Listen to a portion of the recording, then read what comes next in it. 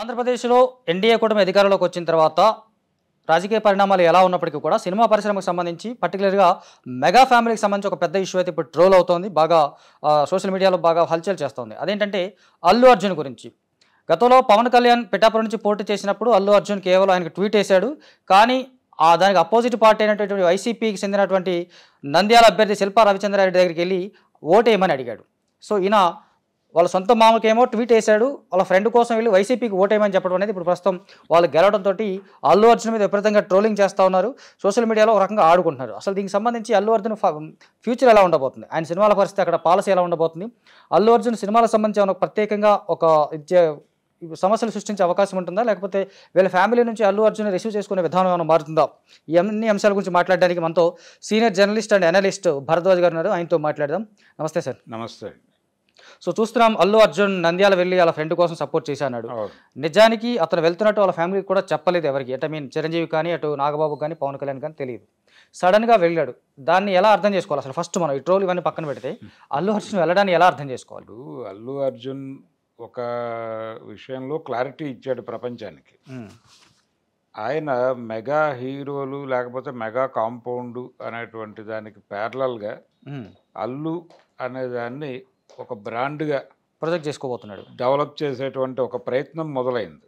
అవును. అల్లు ఎంటర్టైన్మెంట్స్, అలాగే అల్లు స్టూడియో, అవును, అలాగే ఆయన సినిమాలకి ఏఏ అనేది ఒక బ్రాండ్గా మార్చారు. అవును. ఈ ప్రాసెస్ అంతా నడుస్తోంది. దీన్ని అల్లు అరవింద్ గారు అక్నాలెడ్జ్ చేశాడు. ఎలా అక్నాలెడ్జ్ చేశాడు అంటే, రామ్ చరణ్కి అల్లు అర్జున్కి మధ్య ఒక చిన్న క్లాష్ ఉంది అనేది ఒక ప్రచారం జరిగింది ఆ మధ్య. అవును. జరిగిన సందర్భంలో ఆయన దాని మీద క్లారిటీ ఇస్తూ ఒక మాట చెప్పాడు అరవింద్ గారు. ఆయన ఏమన్నాడంటే, నేను చిరంజీవి ఇద్దరం ఒకళ్ళ కెరియర్కి ఒకళ్ళు హెల్ప్ అవుతూ ఒకళ్ళనొకళ్ళు ఎన్హాన్స్ చేసుకుంటూ ముందుకెళ్ళాం. నేను పెద్ద ప్రొడ్యూసర్ అవటం వెనకాల చిరంజీవి గారి పాత్ర ఉంది, అలాగే చిరంజీవి గారి ఎదుగుదలలో నా పాత్ర ఉంది. మేమిద్దరం భిన్నమైనటువంటి రంగాల్లో ఉన్నాం కాబట్టి ఒకళ్ళ ఎదుగుదలకు ఒకళ్ళని దోహదపడ్డాం. అవును. కానీ మా పిల్లలిద్దరూ ఒకే ఏరియాలో ఉన్నారు, పోటీ పడాల్సిందే. ఒకే ఏరియాలో ఉన్నప్పుడు పోటీ అనివార్యం అని చెప్పాడు ఆయన. అవును. సో అదే క్లారిటీతో అల్లు అర్జున్ కూడా కొనసాగుతున్నాడు. అంటే నిజానికి మనకు సరైన సక్సెస్ మీట్లో ఏమనుకుంటాను, ఇది ఆ టైంలో పవన్ కళ్యాణ్ ఫ్యాన్స్ అరవడం పెద్ద ఇరిటేటింగ్ అవ్వడం, ఒక దశలో నాగబాబు కూడా దాన్ని ఇరిటేట్ అయిపోయి ఓపెన్గానే తిట్టడం జరిగింది. ఆ టైంలోనే యాక్చువల్గా అల్లు అర్జున్ మెగా ఫ్యామిలీ నుంచి పూర్తిగా పక్క జరిగినాడు. దానికి చెప్పని బ్రదర్ అనే ఒక డైలాగు అప్పట్లో బాగా ఫేమస్ అయింది. అప్పటి నుంచే అయింది. అయితే ఇప్పుడు లేటెస్ట్గా ఈ వివాదానికి కారణం ఏమిటి? నాగబాబు ట్వీటే. అవును. నాగబాబు అన్యాపదేశంగా చేసినటువంటి ట్వీటు. అంటే మనకు సపోర్ట్ చేయనివాడు పరాయివాడైనా కానీ, మనోడైనా కానీ పరాయివాడే, సపోర్ట్ చేస్తే పరాయుడైనా మనోడే అని పెట్టాడు ఆయన. నిజమే. ఆయన ట్వీట్ చేయకపోతే ఇంత దుమారం రేగేది కాదు. దీనికి కారణం ఆయనే. ఆ తర్వాత ఆయన ట్విట్టర్ అకౌంట్ డియాక్టివేట్ చేసుకుని మళ్ళీ యాక్టివేట్ చేసి ఒక ట్వీట్ పెట్టాడు, డిలీట్ చేశాను అని ప్రత్యేకంగా. మళ్ళీ అది కూడా గెల్లటమే. అంటే ఒక ప్రోగ్రామ్ ఇచ్చాడు ప్రపంచానికి ఆయన. ఈ ప్రోగ్రామ్ ఇవ్వటం వలన ఏంటంటే, ఆయన అభిమానులు మాత్రమే కాదు, పవన్ కళ్యాణ్ అభిమానులు మాత్రమే కాదు, జనసేన క్యాడర్, ఓకే, అలాగే జనసేనని సపోర్ట్ చేసేటువంటి యూట్యూబ్ ఛానల్స్, వీళ్ళందరూ కూడా అలర్ట్ అయిపోయి ఒక రకంగా ఇండియా కూటమి అంతా కూడా అటాక్ చేసింది అనేది కూడా మనం చూసాం. అందరూ అలర్ట్ అయిపోయి ఏం చేశారంటే, ఎన్డీఏ కూటమి అంటే ఎన్డీఏ అనక్కర్లేదు, అది తెలుగుదేశం కూటమి. ఓకే, తెలుగుదేశం కూటమి అలర్ట్ అయిపోయి, కూటమిని మోసేటువంటి ప్రసార మాధ్యమాలన్నీ కూడా, ప్రచార మాధ్యమాలన్నీ కూడా అలర్ట్ అయిపోయి, వాళ్ళు పోలింగ్ అయిపోయిన తర్వాత ఓటర్లకు థ్యాంక్స్ చెప్తూ ప్రెస్ మీట్ పెట్టారు అక్కడ పిఠాపురంలో. ఆ ప్రెస్ మీట్కి పెట్టినటువంటి థంబ్నెయిల్స్ చూస్తే అల్లు అర్జున్కి నాగబాబు స్ట్రాంగ్ వార్నింగ్, ఈ టైప్లో థంబ్నెయిల్స్ పెట్టుకుంటూ వెళ్ళారు. కానీ కంటెంట్ లేదు అసలు దానిలో, వాళ్ళు ఈ ప్రస్తావనే చేయలే, కానీ థంబ్నెయిల్స్ అన్నీ అవే పెట్టారు. ఇదంతా ఎక్కడి నుంచి జరిగింది? ఈ చొరవ తీసుకోవడానికి కారణం నాగబాబు ట్వీట్. అలా మొదలైంది గోల.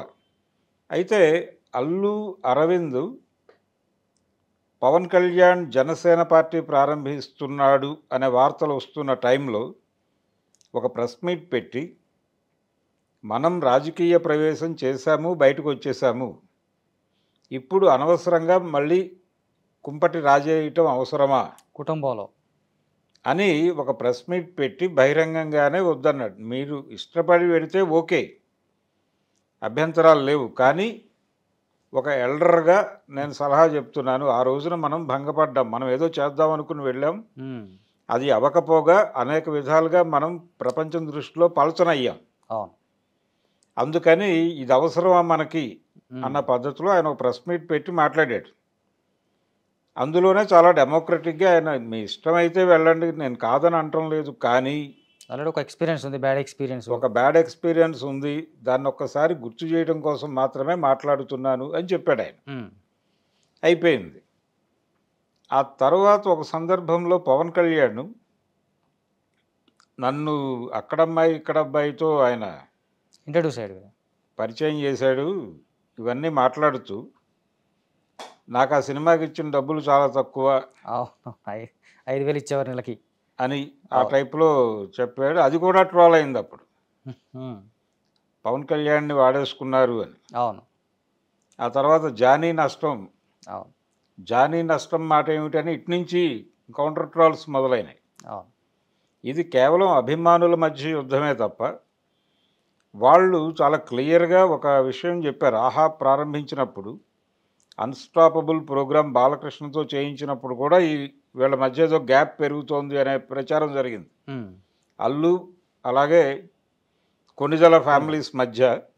నిజానికి ఒక రకంగా చూసుకుంటే దాన్ని వ్యాపార కోణంలో చూసుకున్నప్పటికీ కూడా అన్స్టాపబుల్ ప్రోగ్రామ్కి బాలకృష్ణ యాంకర్ పెట్టడం ఒక బిజినెస్ యాంగిల్ అనుకుందాం సింపుల్గా. ఆ బిజినెస్ యాంగిల్కి బూస్టప్ తెచ్చే కాంబినేషన్ ఖచ్చితంగా చిరంజీవి గారే. వీళ్ళ ఇంటి మనిషి రాకపోవడానికి కారణం ఏమై ఉండొచ్చు అనే దానికంటే కూడా నిజంగానే గ్యాప్ ఉండొచ్చు కదా అని ఒక డౌట్ జనరల్ పీపుల్కి వస్తే కూడా తప్పేం లేదు. అదే ఆ సందేహం క్రియేట్ అవటం వల్లనే అది కొంచెం ఆ గ్యాప్ ఉంది అనేటువంటి ప్రచారం జరగడానికి కారణమైంది అది. రెండవది చిరంజీవి ఆ షోని అవాయిడ్ చేశాడు. దాని 2 సీజన్లలోనూ ఆయన రాలా. అవును. మొదటి సీజన్ ఏమో సినిమా కోసం కేటాయించారు, రెండో సీజన్లో కొంత పాలిటిక్స్ నడిపారు. అవును. సో వస్తే ఆయన మొదటి సీజన్లోనే వచ్చి ఉండాలి. వస్తే ఫస్ట్ గెస్ట్గానే వస్తాడని కూడా చాలా మంది రాశారు, చివరి గెస్ట్ అవుతాడన్నారు. అవును, అది లేదు, రెండూ రాలా. సెకండ్ సీజన్లో కూడా ఆయన ఎక్కడ కనిపించలేదు.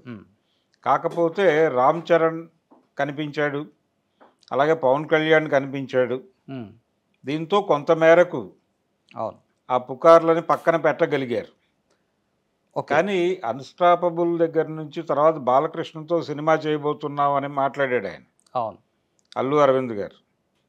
ఇదంతా కూడా ఆ టైంలోనే, ఇది జరుగుతున్నటువంటి క్రమంలోనే నాగబాబు ట్వీట్లు, బాలకృష్ణ అంటే ఎవరో తెలియదు నాకు, బాలకృష్ణ అని ఒక పాత కమెడియన్ ఉండేవాడు, పాతాళ భైరవలో అంజిగాడు అని పిలిచేవారు, వల్లూరి బాలకృష్ణ. వికీపీడియాలో కొడితే ఆయన వివరాలు. దానికి సైమల్టేనియస్గా నిజానికి బాలకృష్ణని వీళ్ళు తీసుకొచ్చి పెట్టినప్పుడు ఇటు అల్లు అర్జున్ ఫ్యాన్స్ ఎవరైతే ఉన్నారో వీళ్ళు పవన్ కళ్యాణ్ ఎవరో తెలియదు అని బాలకృష్ణ అన్న ఒక వీడియోని బయట తీసుకొచ్చి దాన్ని బాగా వైరల్ చేశారు ఒక రకంగా. అవును. దానికి ఆవేశపడిపోయి నాగబాబు దీనికి అట్లా కౌంటర్ చేశాడు ఒక రకంగా. ఇవన్నీ జరుగుతున్నటువంటి క్రమంలోనే మళ్ళీ వీళ్ళు తెలుగుదేశం కూటమిలో చేరిన తర్వాత వాళ్ళందరూ ఒకటైపోయారు. అవును, పొలిటికల్గా. అవును, ఒకటైపోయి ఇప్పుడు బాలకృష్ణ అంటే ఎవరో తెలియదనే పరిస్థితి లేదు అక్కడ. అవును, వాళ్ళందరూ కలిసి ట్రావెల్ చేస్తున్నారు. ఇప్పుడు విచిత్రంగా వీళ్ళు పక్కకు వచ్చారు. Mega family, Allu family, sorry అవును, అల్లు ఫ్యామిలీ ఇప్పుడు వాళ్ళకి కొంచెం పక్కగా కనిపిస్తోంది. అవును. కానీ మొన్న అల్లు అర్జున్ బర్త్డేకి చిరంజీవి సతీ సమేతంగా వెళ్ళి ఆశీర్వదించి వచ్చాడు కదా. అవును.